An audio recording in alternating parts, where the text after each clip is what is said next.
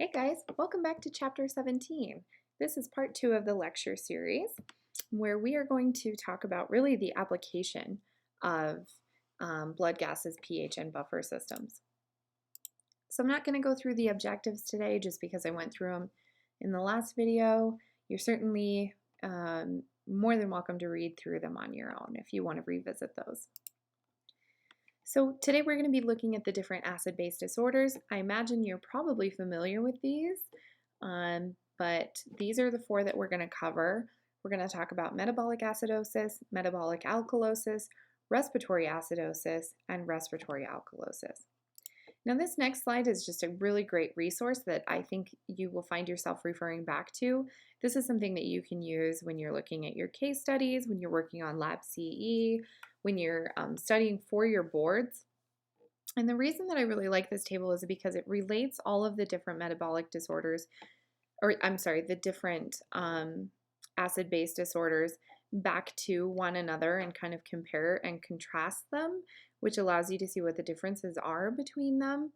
Another thing that I really like about this slide is that it shows you the different ways that our body compensates for those disorders. So you can see that the metabolic acidosis and alkalosis have respiratory compensation, like we had talked about before, whereas the respiratory disorders have a renal compensation.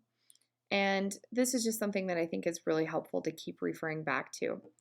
Another thing that might help you is this acid-base mnemonic. And this is something that definitely helped me. So if you just remember Rome, you can remember that respiratory acid-base disorders have opposite blood chemistries. That is, when the pH is up and the PCO2 is down, that gives us alkalosis. So you can see that that is respiratory alkalosis. And the reason we know it's respiratory is because it relates back to CO2, and the CO2 value is opposite of the pH. So respiratory opposite. Same goes for respiratory acidosis. The pH is down, whereas the PCO2 is up. So again, respiratory opposite. And then we have metabolic equal, where we see the blood gas indicators being on the same side of the mark. So pH is going to be increased and HCO3 is increased in metabolic alkalosis, whereas pH is decreased and HCO3 is decreased in metabolic acidosis. So they are equal. Either they are both increased or they are both decreased. So hopefully that's something that helps you. If you have no idea what I'm talking about, which I very highly doubt, then we will cover this throughout the rest of the lecture, but this is just a great slide that you can keep coming back to. Okay, so clearly the reason that acid-base disorders relate back to us as medical technologists is because we're the ones that are often running this lab work. In some hospital situations or clinic situations, the respiratory therapist is going to be the one that's actually running these tests. I know that was the case at our hospital up until about a year ago when our pathologist decided that she thought it would be best for the med techs to be running these tests. So just depending on where you are, you may or may not be the one running these tests, but it's still important for us to understand these because it also relates back to anion gap and a lot of other tests that we run and a lot of physiology that's important to our field.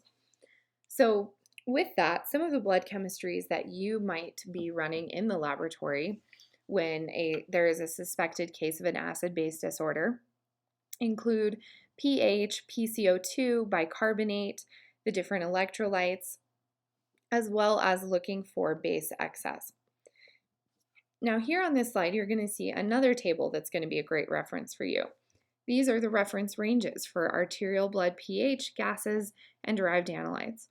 Now keep in mind that these values might change if you're running a venous blood gas or a capillary blood gas versus an arterial blood gas.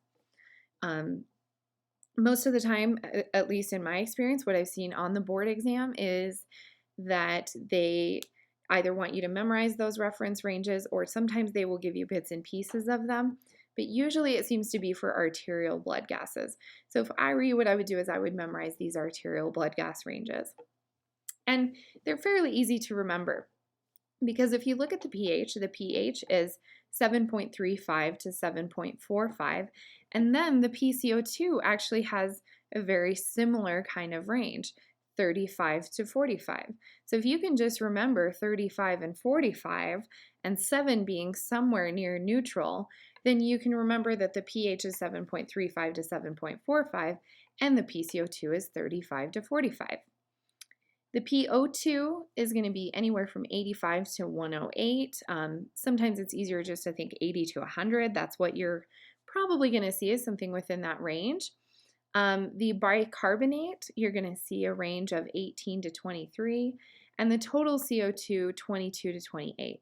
Now, the ones that you're going to really be looking at probably the most closely are the pH, the PCO2, and the HCO3. That's not to say you shouldn't pay attention to the other values, but those values are the ones that are going to be more widely represented and going to be really where your eyes probably wander to when you're looking at different lab results. Okay, so like I had said before, there are the three different indicators that you're really going to look at for acid-base interpretation. You're going to look at the blood pH first. So this is really important and fairly straightforward. If you have a pH that's above the reference range of 7.35 to 7.45, if you get above that 7.45, that's going to indicate that the patient is in an alkalotic or basic state. Remember, as pH goes up, that's alkalosis. As pH goes down, that's acidosis. So anything below 7.35 is going to indicate acid. So from there, right away, you can get half of the equation. You can get whether it's alkalosis or acidosis.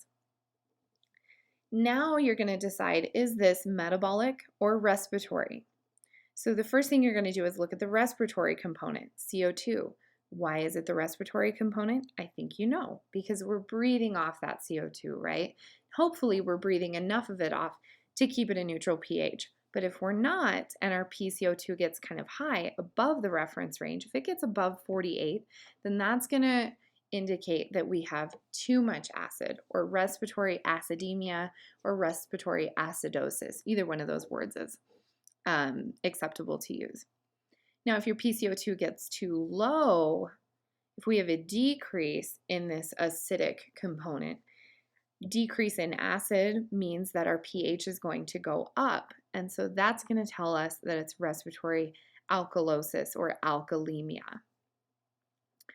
Next, we'll look at the metabolic components. That would be the bicarbonate and base excess. If the bicarbonate is high, if it's above the reference range, then that's going to be metabolic alkalosis. If the HCO3 is too low, then that means that we're going to have metabolic acidosis or acidemia.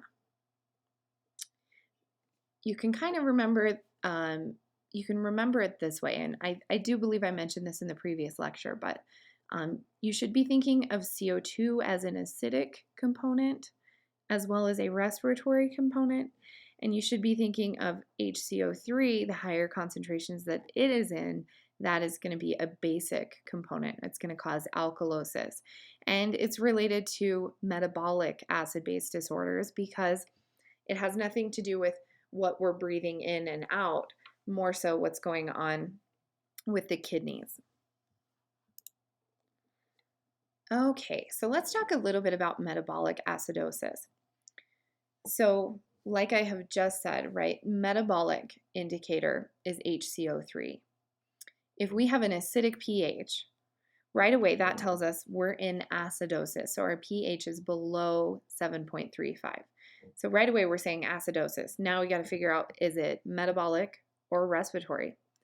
A normal PCO2 tells us this is probably metabolic. The decreased base tells us it's metabolic acidosis. In this case, you're also going to see an increased anion gap when you look at your electrolytes. What are some causes of metabolic acidosis? For one, impaired renal excretion of fixed acids is a big cause of metabolic acidosis. Now, when I was first reading in this textbook, I was going, fixed acid, what are some examples of a fixed acid? And then I thought, oh, duh, the best example I know of acidosis would be having too much beta hydroxybutyrate, right? And where do we relate BHB back to? Hopefully you're shouting at the computer screen, diabetes, or whispering or whatever. Anyways, so a fixed acid is any acid that's produced by metabolism in the body except for CO2. CO2 is not in this category. Fixed acids include anything except for CO2. So some examples of this include BHB, lactic acid, sulfuric acid, anything that your body is producing from metabolism. So if you have impaired renal excretion of these fixed acids, that means that you're not going to be getting rid of them as well as you should be. And so any kind of retaining of acid or overproduction of acid or impaired excretion of acid is going to result in acidosis. That's going to increase the amount of protons in our system, which is going to decrease our pH. Now, another thing that could happen is that you're losing too much base. So if you're losing the base, or which in this case would be bicarbonate, if you're losing the base by your kidneys, if you're over excreting base, or you have diarrhea and you're losing a lot of that bicarbonate through your GI tract, then not having that base to balance out your acid concentration can also result in a decreased pH or acidosis. Finally, we can have a secondary bicarbonate loss, so meaning it didn't happen necessarily through the kidneys or from a cause of diarrhea, but a secondary bicarbonate loss that we can blame on elevated serum chloride levels. So just briefly, if you remember the chloride shift, where chloride comes into the cells as bicarbonate leaves, if you get an overabundance of chloride levels, that's really going to mess with your bicarbonate levels because they have this sort of agreement where they trade places within the cell. So there are two different ways that we diagnose metabolic acidosis, or two different kinds of metabolic acidosis that we diagnose. Well, not us, but the provider. They always tell us that, right? You don't diagnose, the provider does. So you can have an increased anion gap, or you can have a normal anion gap. And that can help to tell you what is causing the metabolic acidosis. So if you have an increased anion gap, that can be a real clue to renal failure, diabetic ketoacidosis, lactic acidosis, or ingestion of a lot of these different compounds such as formic acid, methanol, isopropanol, ethylene glycol. So any kind of ingestion of something bad like that could definitely result in an increased anion gap. It really messes with your electrolytes to ingest something like that. Mud piles is a great mnemonic for you to remember what some of the conditions or things that you can ingest that would result in increased anion gap metabolic acidosis. So mud pile stands for methanol, uremia, diabetic ketoacidosis, paraldehyde, iron, lactic acid, ethanol, and salicylate. Normal anion gap, on the other hand, if you run the patient's electrolytes and you find that the anion gap is normal, that tells us maybe this metabolic acidosis is caused from a gastrointestinal loss of HCO3. So maybe you have really bad diarrhea and you're just losing base faster than you can replace it, resulting in an excess of protons and therefore a loss or a decrease in your pH. You can also have renal tubular acidosis, where you are retaining too many protons in the renal system, so you're not excreting acids the way that you're supposed to be. An increase in serum chloride, again, that chloride shift. If you have an increase in your serum chloride, that's going to make it so that you can't resorb the bicarbonate ion, and so you're going to lose it through your GI tract that way. So what are some compensatory mechanisms? Of course, when this is happening, when a patient becomes acidotic, their body is going to start trying to compensate for that condition. Clearly, you're not in a good place if you are in if you were taking part in some kind of acid-base disorder, and so your body's going to really try to take care of that. When you have a metabolic cause of acidosis or alkalosis, it's going to be your lungs and your kidneys that are trying to compensate for that increase in acid. One way that your lungs are going to try to compensate is by hyperventilating. And so at first, when you see, for instance, a patient in diabetic ketoacidosis, you're going to notice that they're hyperventilating. They're trying to breathe off that excess CO2. Eventually, if you get far enough in diabetic ketoacidosis to where it's really severe, we see what's called Kussmaul breathing. And that's like this deep gasping where your body is really trying to compensate by lowering that PCO2. So as opposed to hyperventilating where you're still getting rid of that CO2, in the Kussmaul breathing, you're doing this deep, almost, it's this really strange, deep gasping that will also lower the CO2. What can your kidneys do to try to compensate in this case? They can start to retain bicarbonate. So if your kidneys know, hey, things are getting way too acidic, they'll hold on to that bicarbonate for dear life to try to retain as much of a basic component in order to attempt to, in some words, neutralize that acid. Okay, so now we go from metabolic acidosis to metabolic alkalosis, which is primarily a bicarbonate excess. So what do the pH and blood gas values look like in this case? Of course, the first thing you're going to look at, right, is your pH. So if your pH is above 7.45, that tells you right away, I'm dealing with alkalosis. You look at your PCO2, you know PCO2 is associated with respiration.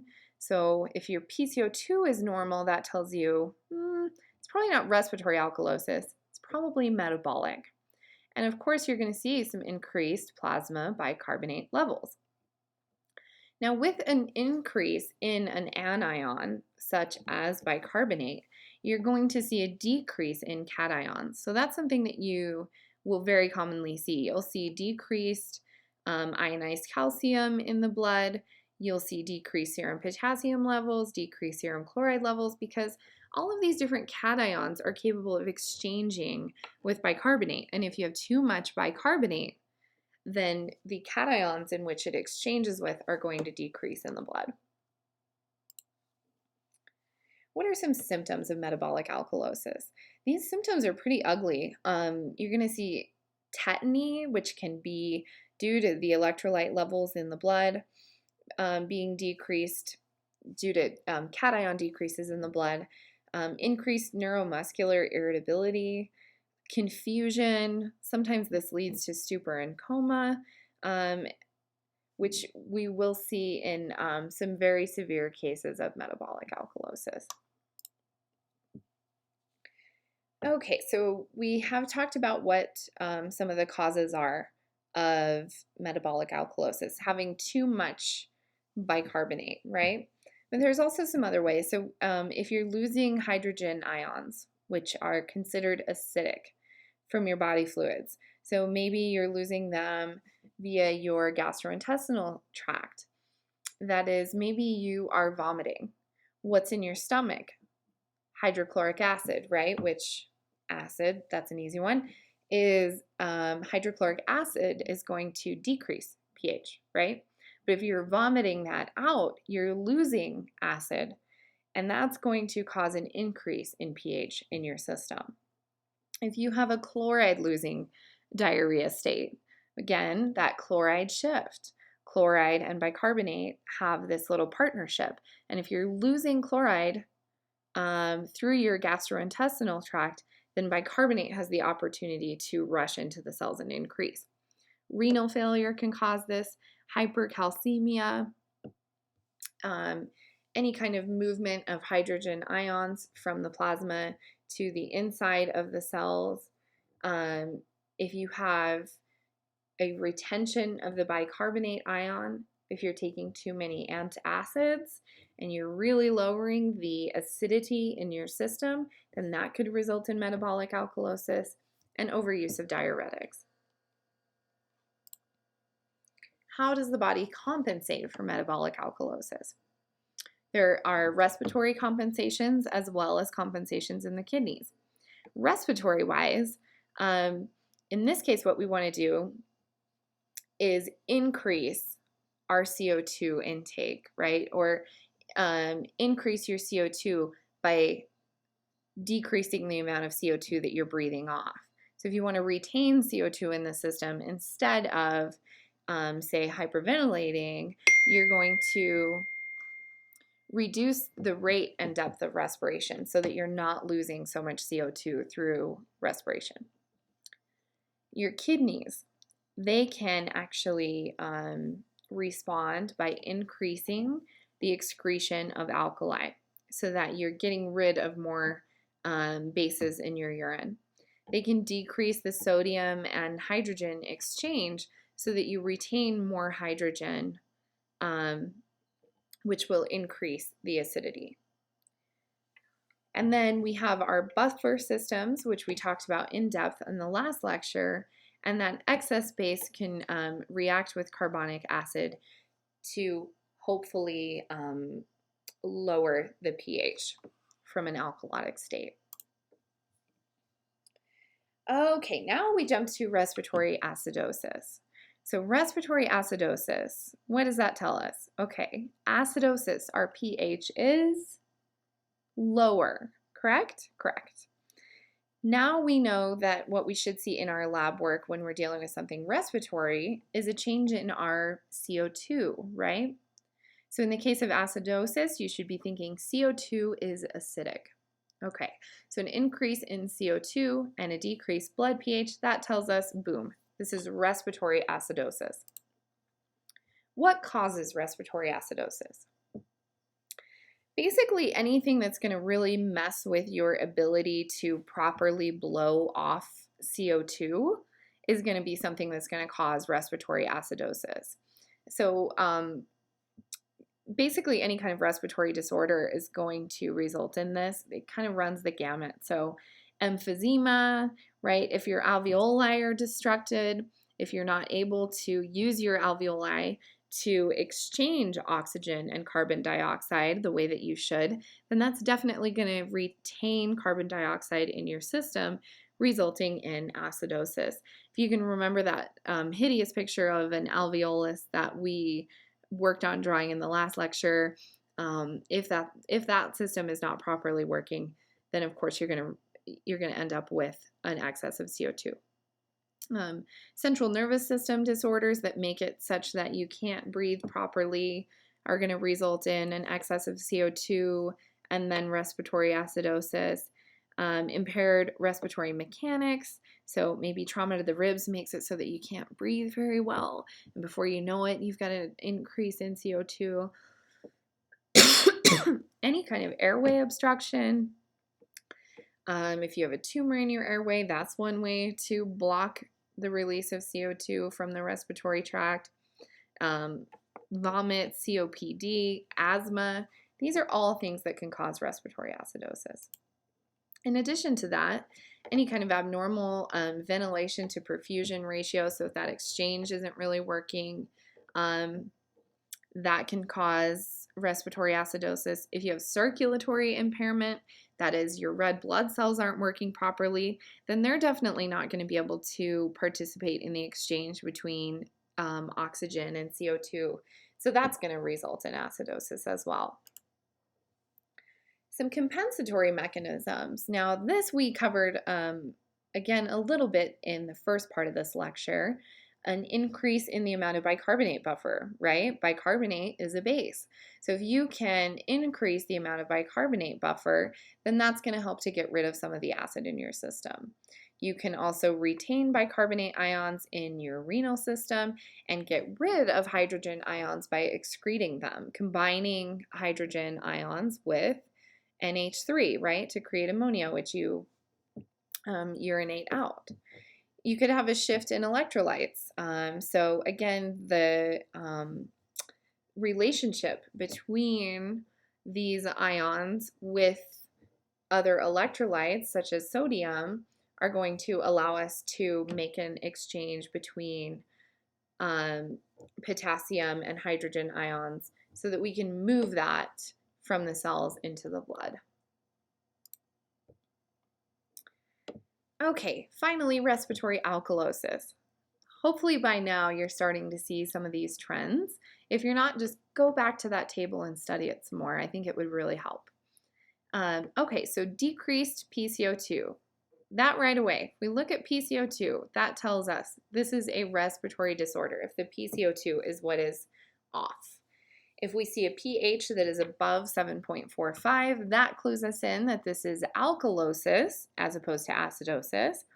And respiratory alkalosis is always the result of excessive pulmonary excretion of CO2 attributable to hyperventilation.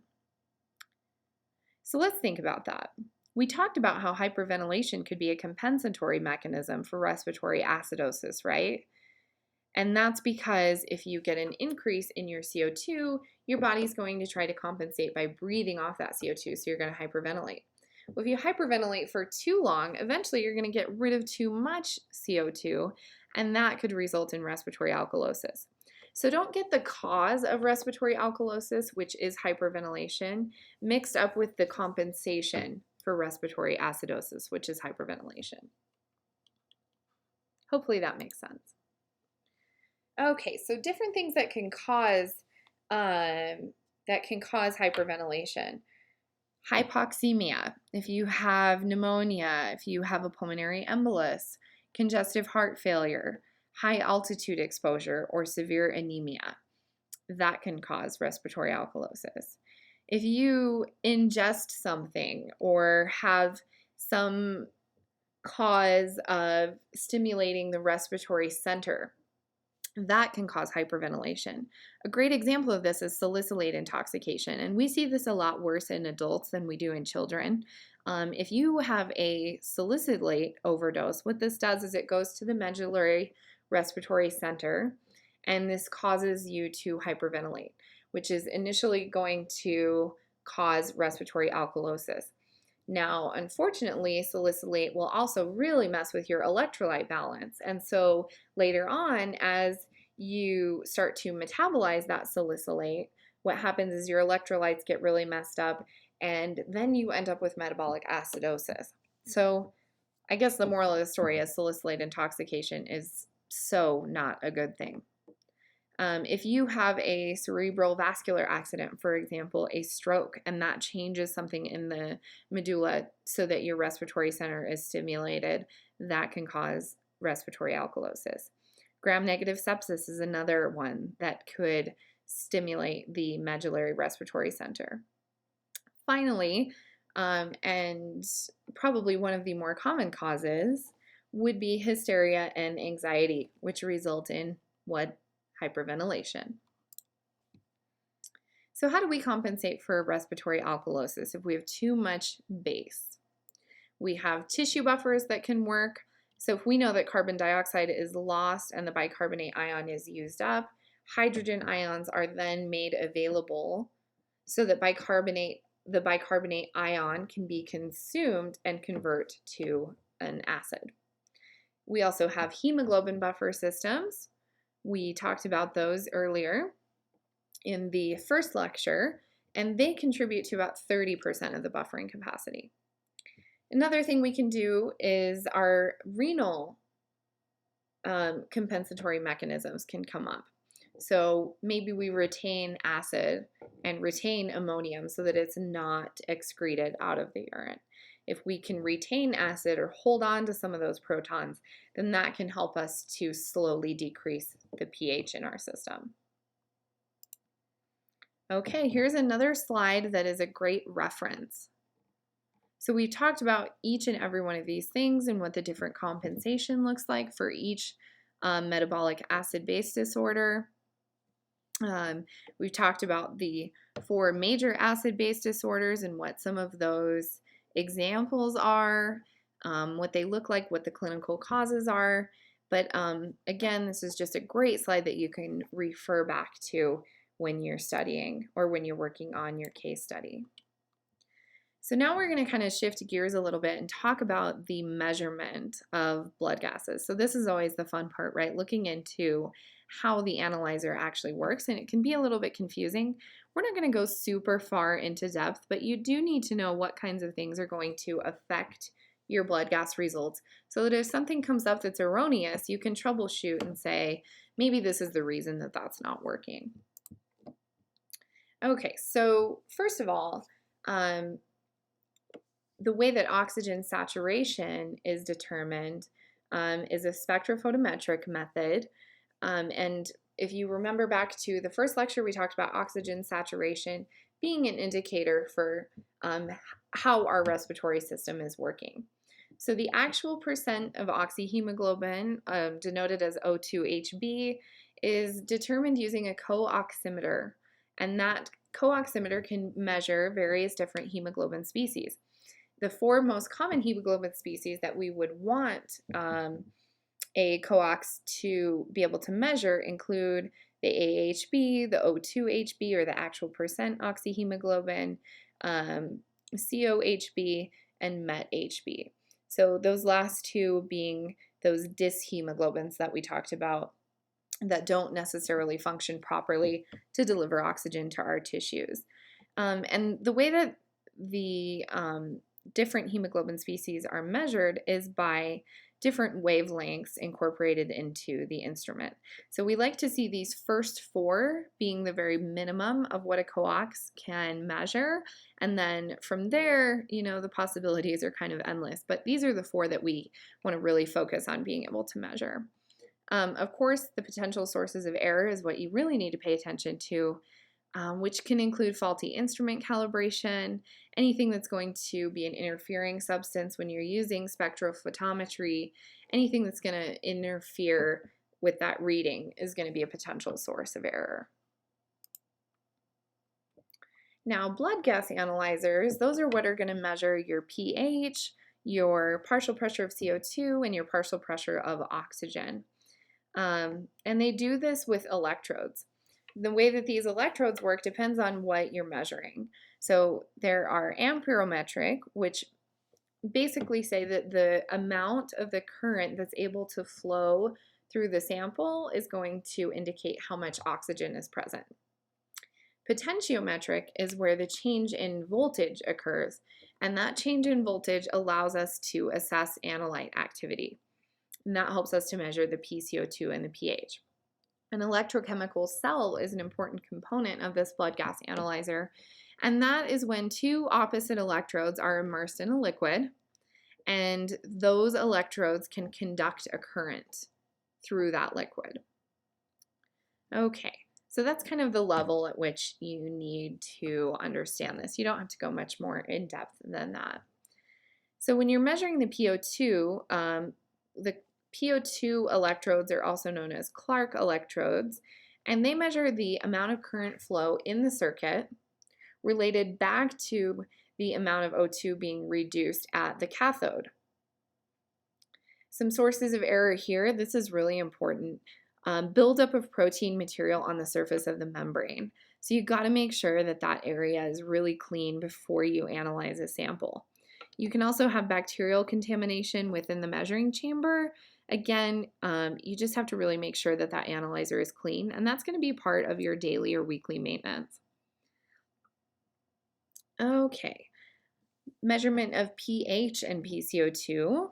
This is going to be an ion force measurement, and that's going to require two different electrodes and a voltmeter.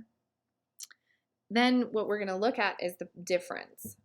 And that's going to tell us the concentration of the ion of interest by the Nernst equation. Not an equation you have to know or memorize, just something to keep in mind as you're thinking about how these measurements work. Okay, clearly this stuff is going to require some sensors to be able to detect what the changes in the voltage are.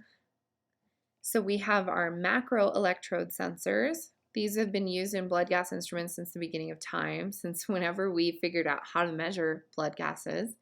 We have microelectrodes, and these are just mini macroelectrodes. And then kind of a newer thing that's been really helpful is thick and thin film technology. And so with this, the sensors, instead of being really big, they're these teeny tiny wires that are embedded in a little circuit card that are disposable, which is great because sometimes blood gases are something that you want to be able to analyze bedside. And there are analyzers that are available to do that use this technology.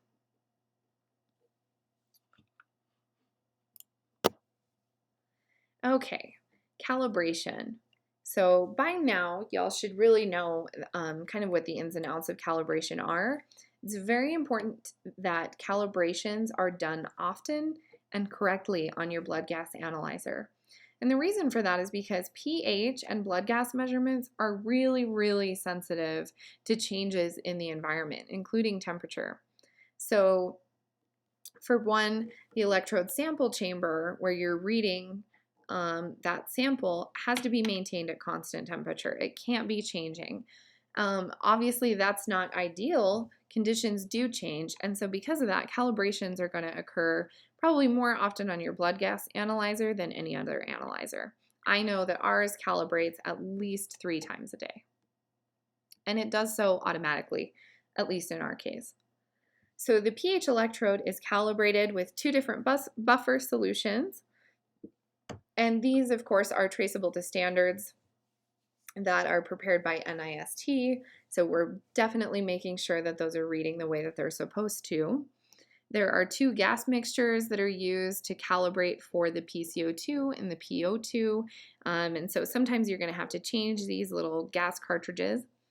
Most of the instruments, like I said, are self-calibrating and they're programmed to let you know if something happens. So for example, our blood gas analyzer has a red light, a green light, and a yellow light. And if that yellow or red light is on, then running a sample is not something that you can do until you get through and figure out what it is that's making it so that it's not green.